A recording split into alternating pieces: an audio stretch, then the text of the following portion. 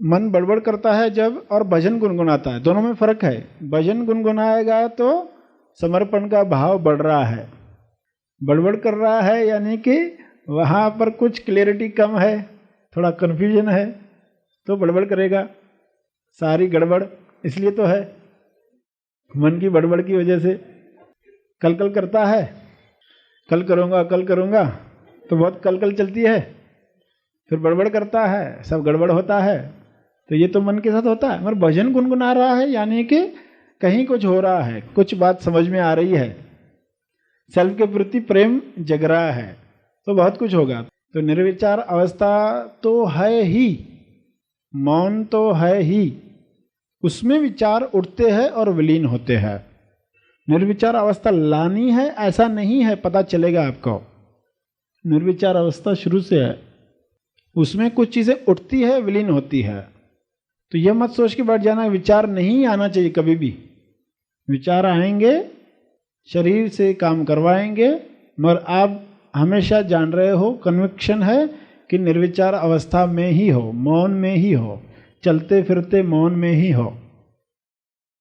सभी को शुभेच्छा, हैप्पी थॉट्स। सर श्री द्वारा विशेष संदेश, चुपचाप मन आनंद। उपकार नहीं लेना चाहिए, the thoughtless state of no mind. इस विशेष संदेश में आप सभी का स्वागत है। इस संदेश द्वारा हम जानेंगे कि क्या है निर्विचार अवस्था और क्या है मौन का रहस्य। मन के खेल को कैसे समझें, दूसरों की मदद उपकार लेना चाहिए या नहीं, खुद की और दूसरों की सही मदद कैसे करें। इन सवालों के जवाब जानकर तनाव मुक्त खुशहाल जीवन जीने के लिए आइए इस संदेश को पूरी ग्रहणशीलता के साथ सुने और समझें। सवाल है, क्या मन का चुप होना ही खुद पर लौटना है? क्योंकि जब भी अपने आप पर जाना चाहते हैं तो मन बड़बड़ करता है या भजन गुनगुनाता है, तो क्या करें? क्योंकि निर्विचार अवस्था आती भी है तो कुछ क्षणों के लिए है। मन का चुप होना उस अनुभव पर होना है, ये सही है। मन अंदर होना यानी चुप होना, मन अंदर तू महावीर, यानी मन जब चुप हो गया, उस अनुभव के आगे सरेंडर हो गया, समर्पित हो गया।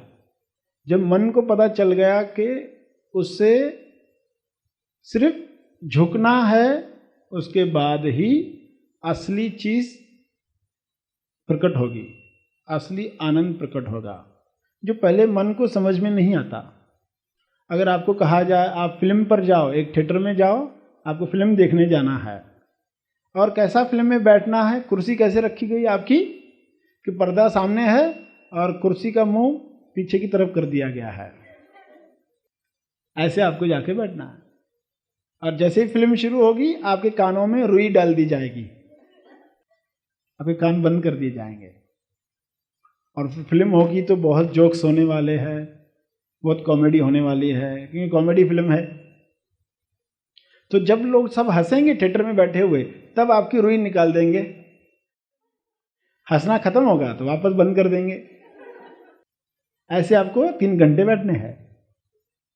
आप बैठोगे, बोलेंगे नहीं हम ऐसी पिक्चर में नहीं जाते जहां पर हमें कुछ दिखेगा नहीं, हमें कुछ सुनाई देगा नहीं, और बाकी लोग मजा ले रहे हैं, तब हमारे कान खुलाए रख दिया जाएगा। ऐसा नहीं चाहिए हमको। पर जब बताया जाएगा कि तुम्हारे इस तरह के व्यवहार से उस थिएटर में जो आनंद क्रिएट होगा वो पहले से 10 गुना ज्यादा होगा, तुम्हारे सिर्फ इस व्यवहार से। मन पहले मानेगा नहीं। इसमें लॉजिक क्या है? लॉजिक है क्या कोई कि मैं उल्टा बैठूं और कान में रुई डालूं और लोगों के हंसने के वक्त कानों से रुई निकाल दूं और इससे 10 गुना आनंद बढ़ जाएगा? तो कोई लॉजिक लगता नहीं। मगर एक दिन समझ में आता है मन को कि इसी से ही आनंद क्रिएट होता है, तुम्हारे इस व्यवहार से। तो वो समर्पित होता है, तो कहता है ठीक है हम जाकर बैठेंगे। तो जिस दिन मन ऐसी हालत में आ जाए कि वो चुप होने में राजी हो जाए और उसको पता चल जाए चुप होने से ही इस शरीर में वह आनंद क्रिएट हो सकता है। शरीर वो थिएटर, मन जिसको वो आनंद नहीं मिलता, वो उस अनुभव को अनुभव नहीं कर पाता, पर फिर भी उसको कहा जाता तुम समर्पित हो जाओ और बहुत कुछ होने वाला है। पहले लॉजिक में नहीं लगता, मगर जब वो कहने वाले पर विश्वास करता है, चुप होकर देखता है और वो आनंद शरीर में प्रकट होने लगता है, तो उससे वो कन्विक्शन होती है कि हाँ यह संभव है। राजी हो जाए, उस शरीर में वह आनंद प्रकट हो और सेल्फ अपने आप को जान पाए, अपनी अभिव्यक्ति कर पाए, क्योंकि सेल्फ के प्रति इतना प्रेम जागृत हुआ मन का, उस प्रेम की वजह से वह यह कर पाएगा कि उसे आनंद नहीं मिला तो भी चलेगा, मगर वह आनंद न पाकर वह असली प्रेम का आनंद जान पाता है। अनकंडीशनल लव जो है उसको वो जान पाता है। तो पहली बार चुप होकर वो अपने नए डायमेंशन जान पाता है। मन बड़बड़ करता है जब, और भजन गुनगुनाता है, दोनों में फर्क है। भजन गुनगुनाएगा तो समर्पण का भाव बढ़ रहा है, बड़बड़ कर रहा है यानी कि वहाँ पर कुछ क्लियरिटी कम है, थोड़ा कन्फ्यूजन है, तो बड़बड़ करेगा।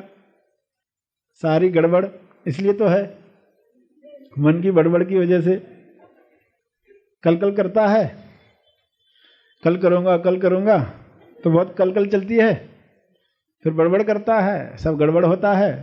तो ये तो मन के साथ होता है। मगर भजन गुनगुना रहा है यानी कि कहीं कुछ हो रहा है, कुछ बात समझ में आ रही है, सेल्फ के प्रति प्रेम जग रहा है, तो बहुत कुछ होगा। तो भजन बन रहे हैं तो कोई इसमें दिक्कत नहीं है।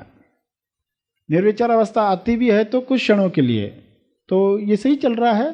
तो निर्विचार अवस्था तो है ही, मौन तो है ही, उसमें विचार उठते हैं और विलीन होते हैं।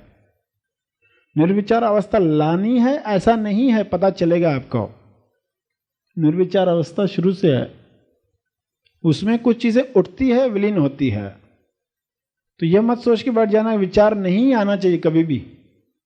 विचार आएंगे, शरीर से काम करवाएंगे, मगर आप हमेशा जान रहे हो, कन्विक्शन है कि निर्विचार अवस्था में ही हो, मौन में ही हो, चलते फिरते मौन में ही हो। अगला सवाल है, किसी की मदद उपकार लेना चाहिए या नहीं? किसी की यानी किसी और की, उसका उपकार लेना चाहिए क्या नहीं? ये सवाल पूछा है तो ये जो जवाब आपको दिया जा रहा है ये उपकार है कि नहीं?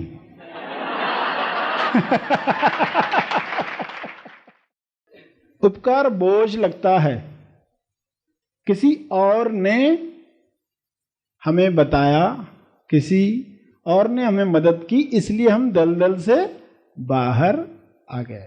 कोई कहे कि मैं दलदल में हूं, अब मैं किसी से मदद मांगू कि नहीं, कि उपकार होगा ना, कोई दलदल से बाहर निकालेगा। तो जो सवाल है उसके पीछे भावना क्या है वो भी समझ लो सवाल सुनकर। क्योंकि इस MSY का ऐसा स्वभाव है कि किसी की मदद लेने की इच्छा नहीं होती, किसी की मदद उपकार को भूल नहीं पाता, तो इच्छा नहीं होती है कि किसी से हम उपकार ले। कुछ मनोशरीर यंत्र ऐसे होते हैं कि वो चाहते हैं कि हम खुद से सब कर पाए, बिना किसी की मदद से हम कर पाए। तो वहां पर भाव क्या है, कोई और है जिससे हम मदद ले रहे हैं, कोई और है। तो उपकार शब्द तब तक आता है जब तक हम अहंकार में है, अलग है। जब सेपरेट है तब तक उपकार है, किसी और ने किया हम पर, तो ये उपकार। और वो अच्छा नहीं लगता है, किसको अच्छा नहीं लगता? व्यक्ति को अच्छा नहीं लगता। अगर समझ में आए इम्पर्सनल, एक बहुत बड़ी मशीन, उसके छोटे छोटे पुर्जे, और एक पुर्जा कहे मैं दूसरे से मदद नहीं लूं, तो मशीन क्या कहेगी? तुम मूर्ख है। सब एक दूसरे को मदद करेंगे नहीं तो मशीन चलेगी नहीं।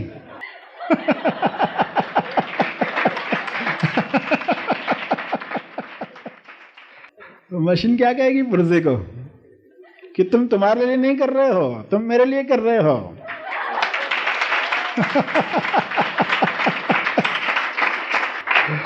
जब तक अपने आप को सेपरेट मान रहे हो कि मैं तो सेपरेट पुर्जा हूं, मेरी लाइफ पर्सनल लाइफ है, मैं और किसी से क्यों मदद मांगूं, तो समझ में आएगा कि आप दूसरे से मदद मांग रहे हैं तो कोई गलत कार्य नहीं कर रहे हैं, और दे रहे हो मदद तो कोई उपकार नहीं कर रहे हैं।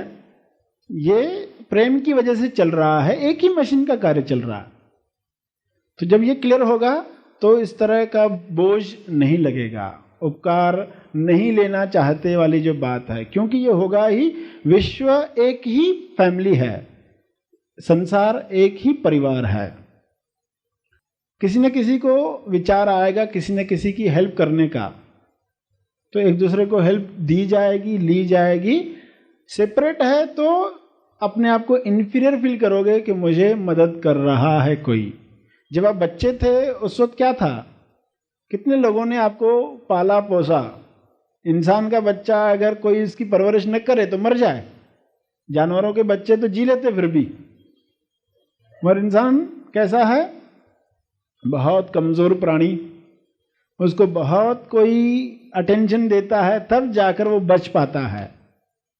उसकी कमज़ोरी ही उसके अहंकार का कारण बन जाती है, क्योंकि एक बच्चे को इतना अटेंशन दिया जाता है, इतना दुलार प्यार, उसकी दवाइयाँ, हर बात में कहीं ये ना हो जाए, ऐसे वो ना हो जाए, तो बच्चे को ये लगने लगता है कि शायद मैं पूरे विश्व में विशेष हूँ,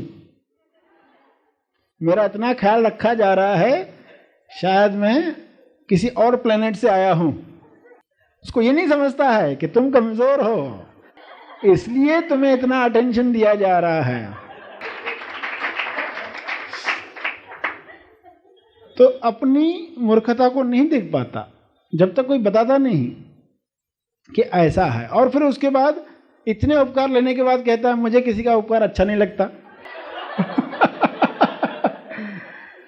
अगर एक भी उपकार नहीं लिया होता तो आज ये प्रश्न पूछने के लायक नहीं रहते थे, यहां तक पहुंचते नहीं थे। यहां तक पहुंचे यानी कितने लोगों की मदद मिली इस शरीर को, तो वो पहुंचा। विश्व में हर मनोशरीर यंत्र बहुत सारे लोगों के सपोर्ट के बाद ही आगे बढ़ पाता है। इसमें कोई इन्फीरियरिटी वाली बात नहीं है। जब तक अलग अलग है हम, तब तक इन्फीरियरिटी हो सकती है। जब एक ही है तो फिर इन्फीरियरिटी नहीं आएगी, निम्न नहीं समझोगे अपने आप को। उपकार लिया तो कुछ गलत हो गया ऐसा नहीं समझोगे, क्योंकि यही विश्व के चलने का ढांचा है। किसी न किसी को विचार आएगा आपको मदद करने का, तो आप वो मदद ले सकते हैं, आसानी से ले सकते हैं। जब हम छीनने लगते हैं, जब हम जबरदस्ती करने लगते, तो वो गलत होता है। वरना कोई मदद करने को तैयार है, आप कहते हो मेरे लिए कर सकते हो, हाँ कर सकता हूं, तो उसमें कोई दिक्कत नहीं है। मगर अहंकार को मदद मांगना भी शर्म जैसा लगता है, हाथ फैलाना ज्ञान के लिए भी शर्म लगता है। तो ये अहंकार सोचता है उपकार ले भी तो एक विशेष तरीके से, उपकार को भूल नहीं पाता, किसी की मदद उपकार को भूल नहीं पाता। तो भूल नहीं पाते हैं तो ये कोई गलत चीज़ नहीं है। विश्व में कहीं पर भी पहुंचोगे, कुछ लोगों के मदद से पहुंचोगे, तो भूलने के लिए नहीं कह रहा, तो भूल नहीं पाते तो उसमें गलत नहीं है। क्यों, किसी का भी कृतज्ञता क्या है, कृतज्ञता का अर्थ ही है किसी ने हमारे लिए सत्य के मार्ग पर चलने के लिए थोड़ा भी कुछ अच्छा किया।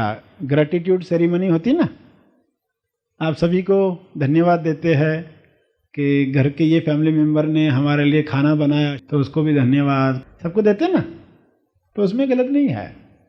तो वो मत भूलो, मगर बोझ करके याद कर रहे हैं तो कहीं गड़बड़ है कि मैं खुद नहीं जा पाया, क्यों नहीं जा पाया, इतने लोगों की मदद क्यों लगी मुझे, तो कहीं पर गड़बड़ है। फिर उपकार का बोझ महसूस होता है, लेकिन किसी की मदद न लेने की आदत से अकेले पर ही बहुत सारे कामों का बोझ आ जाता है, आएगा ही। और समय कम काम ज्यादा, ऐसी हालत होती है, होगी ही।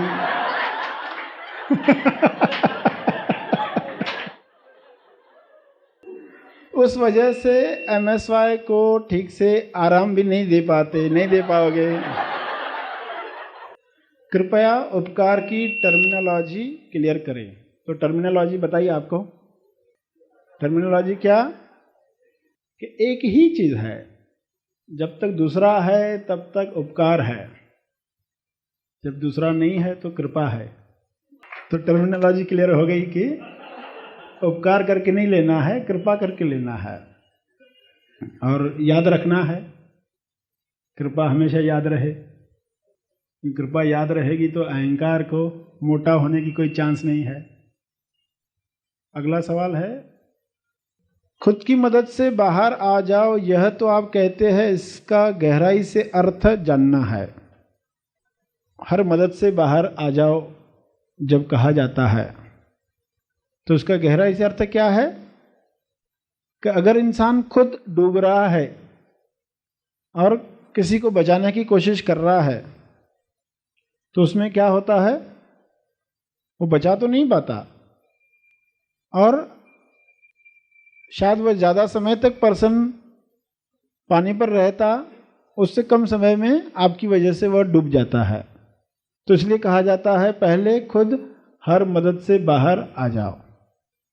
मदद करो उतनी जितनी आपको मदद मिल रही है। ऐसी मदद करने गए जिसमें आप ही उलझ गए। कुछ लोग करते हैं ऐसे, फ्रेंड्स होते हैं, एक दूसरे को मदद करने जाते। एग्जाम्स है, अब इसको हम पढ़ाई में हेल्प करने जाते, वो तो फेल हुआ है, आप भी फेल हो गए। तो इसलिए कहा जाता है उनको कि पहले क्या तुम्हारी पढ़ाई हुई है वो देखो, तुम्हें तैरना आ गया है कि नहीं, और जो तुम मदद करने जा रहे हो वाकई मदद है ये पक्का है क्या। जिसको तुम मदद बोल रहे हो कहीं वह मदद ही ना हो, ऐसा तो नहीं है। आपका मित्र है, अंगूठा चूसने की हैबिट है उसे, उसकी माँ उसको थप्पड़ मारती है अंगूठा चूसने पर, और वो आके रोके बोलता है मेरी माँ जो है अंगूठा चूसने नहीं देती, मुझे बहुत अच्छा लगता है। और आप फिर उसको सैक्रिन का पानी ला कर दो, अंगूठे पर लगाओ, ये चूसने में और मज़ा आएगा। तो आपको लग रहा है मैं मदद कर रही हूँ। रोते रोते आया तो हमने कहा नहीं नहीं रो मत, ये चलो अंगूठे पर हमने मीठा पानी लगा दिया है, अब उसको चूसते रहो। तो हमें लग रहा है हम मदद कर रहे हैं, मगर हम उसको बुरा कर रहे हैं, हमें पता ही नहीं है। असली मदद क्या है? असली मदद तो गुरु कर पाते हैं, क्योंकि वो देख रहे हैं कि ये हैबिट से क्या क्या हो रहा है। ये जो हैबिट पड़ गई है इससे क्या क्या हो रहा है। वहां मिर्ची लगानी चाहिए थी अंगूठे पर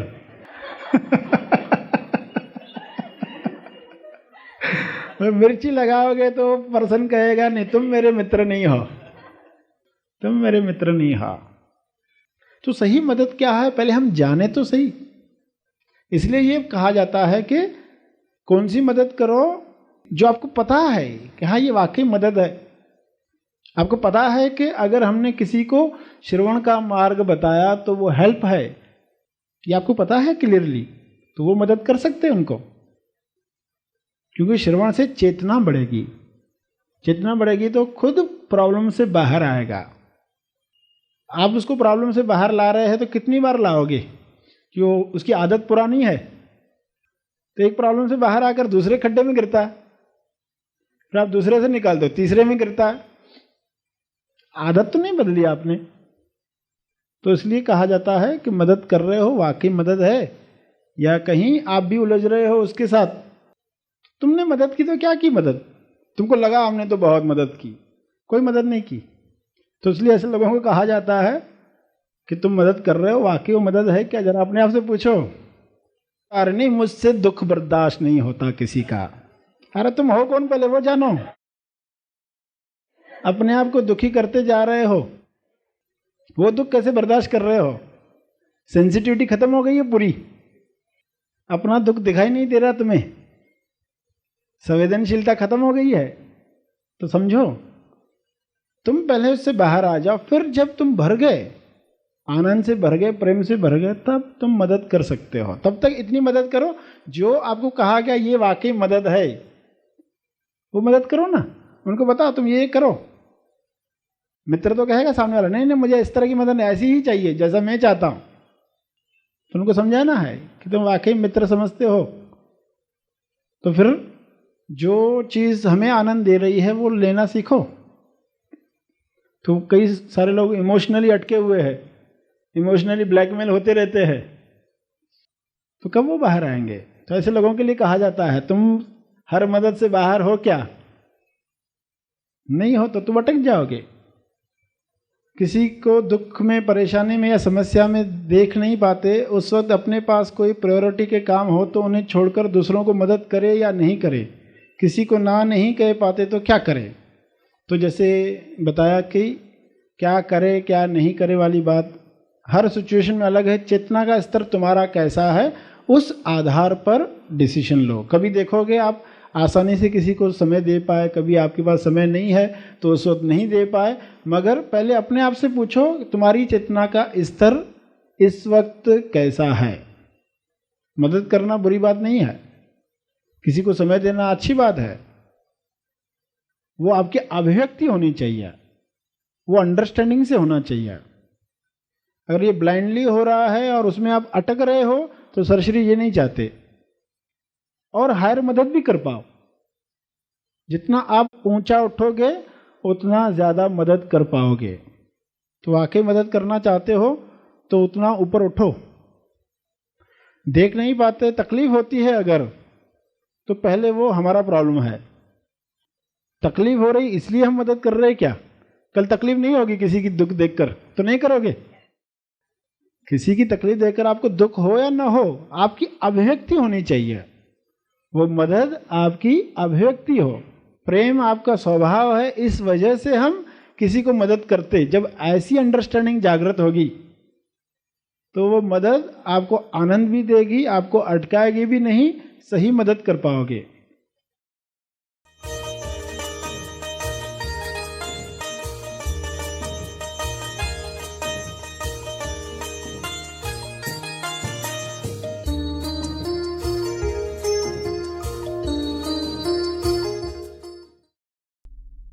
दूरदर्शिता का दुर्लभ गुण जिन लोगों में होता है वे मनन के जरिए अपनी भावी संभावनाओं को पहले से ही जान लेते हैं। इसलिए नए साल से पहले ही जीवन के विविध पहलुओं पर गहराई से मनन करें। अपनी अच्छी आदतों को कंटिन्यू रखने और गैर जरूरी बातों को अलविदा करने के लिए तेज ज्ञान के प्रकाश में सर श्री की शिक्षाओं पर आधारित ग्रे पीरियड शिविर फॉर 2022 स्वयं के पास और पुराने से दूर जाने की कला, you can scalp your life yourself. नए साल से पहले स्वयं को निखारने की कार्यशाला। इस ऑनलाइन शिविर में अवश्य रजिस्टर करें। शिविर दिनांक रविवार 28 नवंबर 2021, समय दोपहर 12:30 से शाम 5:15। अधिक जानकारी के लिए संपर्क करें